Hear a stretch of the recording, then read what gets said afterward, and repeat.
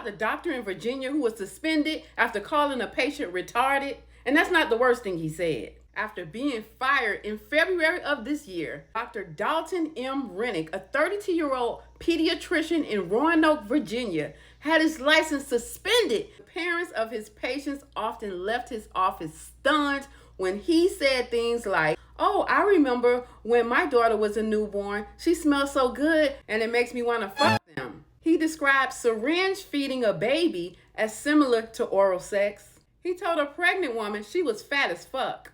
He told one child that his head was so big that he wouldn't be able to get through the door. When two Asian nurses were assisting him and the baby started crying, he said, well, maybe the baby's crying because they never saw an Asian before. He told the mother of an 18-year-old patient that her son just needs to get laid. There was an incident where a child died under a nurse's care, and a family member came back in saying that they weren't feeling well. Well, he looked at the nurse who had cared for the baby and looked at the family member and said, "You might want to go to another clinic because she's here." He's known to say, "I love you" to his patients when they leave his office. Dr. Renick says that all of those things were jokes and he doesn't understand why people aren't laughing.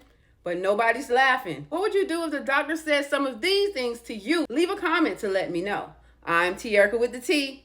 Follow for more.